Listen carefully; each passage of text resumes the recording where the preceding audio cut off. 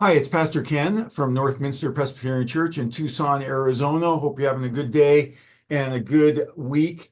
Shortly after I started here at the church, a good friend of mine at the church learned that I really like sports cars. And so they bought me a couple model sports cars. They bought me this one. It's a Corvette. Hope you can see that. Corvette ZR1.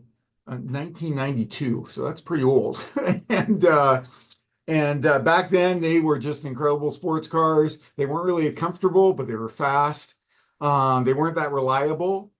But here's a question for you. Do you know the cost of a brand new Corvette?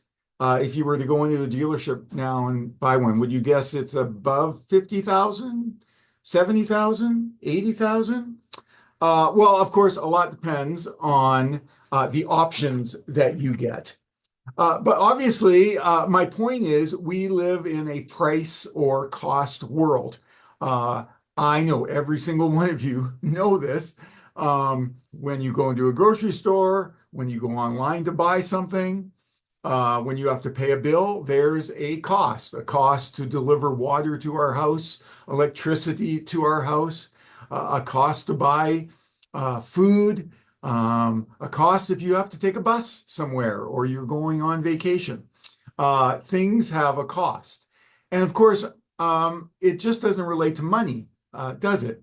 There's a cost that we pay, a price, a sacrifice, maybe you could say, when we're in a relationship with someone. Certainly, there's a cost for being a parent. You have to say no to some things you used to say yes to.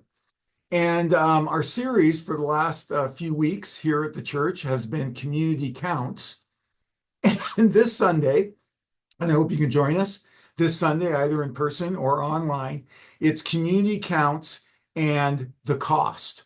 There is a cost for being part of Christ's community.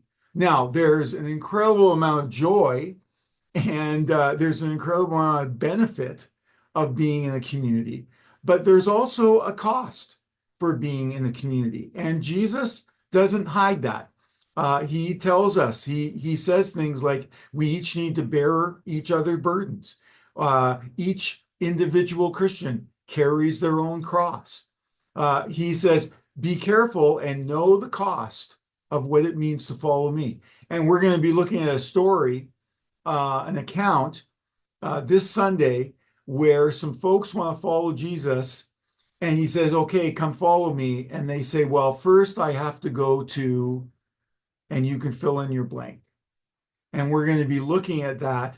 And it seems that they were not ready, at least at that moment in time, to pay the cost of what it meant to follow Jesus. So we're going to be looking at that passage. What does that mean for us individually, but also for us as a church? And it's going to be communion this Sunday. And so we're obviously going to focus on the cost that Jesus paid for us to gather around the table that he has set before us. And that cost, of course, was his life.